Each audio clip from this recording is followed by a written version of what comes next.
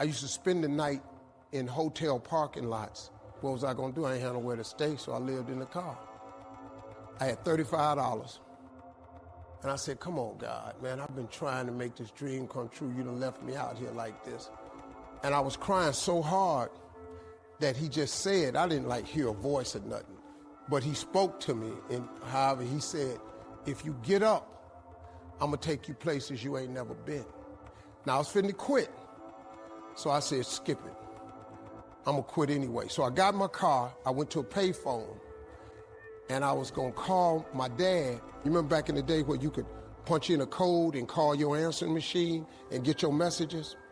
So I called, and I punched in the code, and it said, doop. He said, hey, Steve, this is Chuck Sutton with Showtime at the Apollo. We saw a tape of you. You're very funny. If you could get here Sunday night, we'd love to put you on television. Call me back. Let me know if you can make it. So I hung the phone up. I'm crushed because my whole dream of being on TV, and I couldn't get to New York. I got $35. How am I gonna get to New York? I can't make it. So I'm standing there at the phone booth and tears just coming down my face. I said, God, so that must be a sign for me to go home. Cause this it, I ain't even got the money to go to the Apollo. My whole thing, I wanted to be on TV, I couldn't even make the dream come true. This is the most messed up moment. And so I said, man, let me call this dude back and see if he said this Sunday. Cause maybe he said next Sunday and I could hustle up a little bit of money or something. I don't know what I'm gonna do, but let me just call him back. So I called him back. Steve, this is Chuck Sutton, Showtime at the Apollo. We saw a tape of yours. You're very, very funny. Look, we have an opening Sunday night at Showtime at the Apollo. If you can make it, we'd love to put you on TV. I said, it's this Sunday. Before I hit the button, I heard, doop, you have another message. Now, it wasn't there before. So I punched my code in. I listened to the second message. It said, Steve Harvey, this is Tom Sobel from the Comedy Caravan. This is a Thursday. He said, I have a gig in Jacksonville, Florida on Friday night that pays $150. If you can get there Friday night, you'll make $150. So I called him back and I said, hey, Tom, did you get a gig away? He said, no, it's still available. He said, can you get there? I said, I'm in Pensacola, Florida. I'm 3.5 hours away. So I drive to Jacksonville, Florida, and that night I made the 150. Club owner said, man, you funnier than the guy we hired.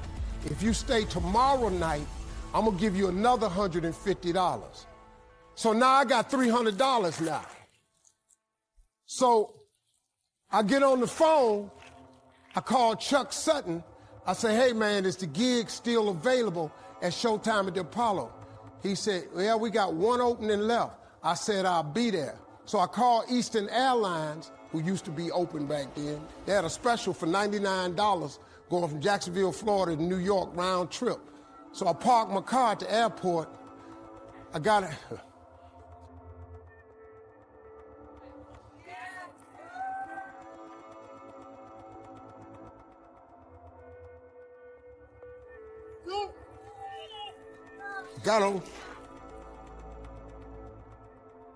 Got on plane, flew. Everything I had was in 2 bags. Got to the Apollo. I said, hey man, I'm here. I got there at 11 o'clock in the morning. He said, you can't stay here because you don't come on to the late show tonight. I said, man, I ain't got nowhere to go. I said, if you just let me stay in this building, man, I ain't gonna move around nothing. I ain't got nowhere to go. I'm in Harlem, I can't go back out here. I got these 2 bags. I got victim wrote all over me, man, so. He said, all right, if you go upstairs, don't come down. So he put me in the dressing room on the 6th floor. So that's where all the comedians was. So I stayed up there. I got hungry around 3 o'clock, and I couldn't take it no more. So I went back downstairs, a dude named Alton Liston. I said, hey man, he said, man, I thought I told you, don't come down them damn steps. I said, hey man, I'm just hungry, man. I said, let me go to that KFC I saw on the corner. Just let me get some chicken. I'll come right back. He said, man, if you ain't back in 20 minutes, you ain't getting in this building. So I went, bought me some chicken, came back. So the comedians started coming in the building. They started coming up on the 6th floor. So I meet this guy named D.L. Hughley. I introduce myself. He introduced himself. I'm sitting there, another guy come in named Dwayne Johnson. Then this other dude walked in named Jamie Foxx. And I introduced myself. We don't know each other. Ain't none of us famous. It's 1991, man. They gave everybody the lineup. I was on the last show of the night. I don't go on to 11 at night. I done had this 4 pieces of chicken. I'm starving, man. That chicken done wore off. I'm nervous, man. I'm about to throw up. D.L. Hughley went downstairs.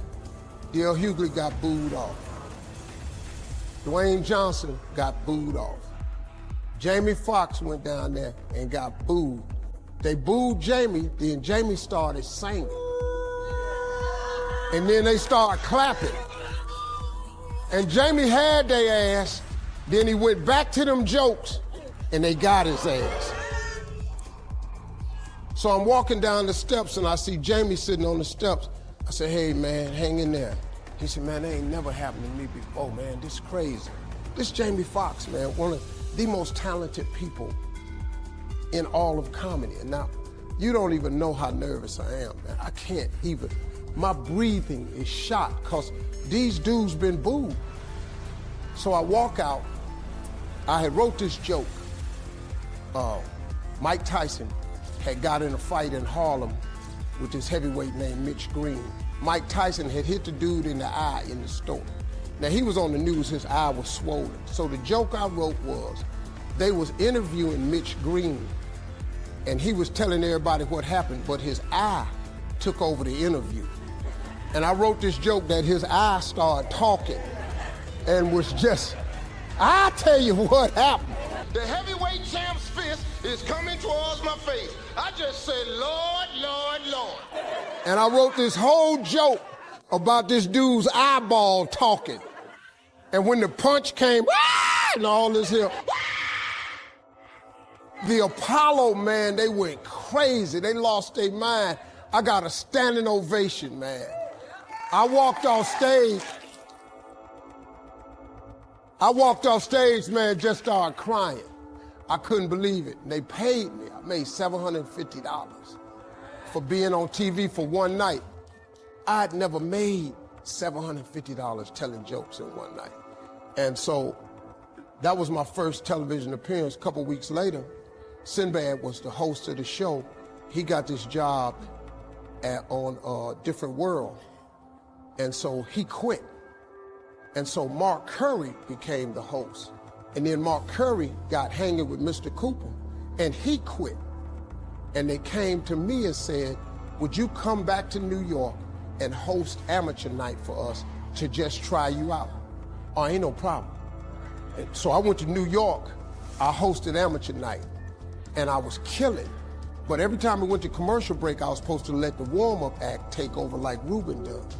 But I knew not to let the warm-up act do that because he would change the attitude of the crowd because the Apollo was a wild place. So I stayed out there. I did the warm-up and the hosting.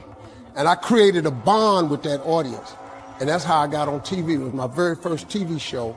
I hosted Showtime at the Apollo. I ended up being the longest running host in the history of Showtime Apollo. I did that show for 8 years. Nobody ever did it for 8 years. And that was my turn back moment. See, in your life, everybody has a turn back moment. You have a moment where you can go forward or you can give up. But the thing you have to keep in mind before you give up is that if you give up, the guarantee is it will never happen. That's the guarantee of quitting, that it will never happen no way under the sun. The only way the possibility remains that it can happen is if you never give up no matter what. Because God is always coming. He's never too late. At your worst moment, look, man, when they told me I had to be in New York, I saw no way I could get there. But that God, though, he make the phone ring. I end up in Florida, I make $300.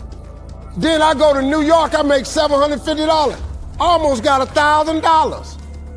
out of nowhere. That's what happened to me. That was my moment of never giving up. That's when I first learned that faith was everything, that you have to remain faithful.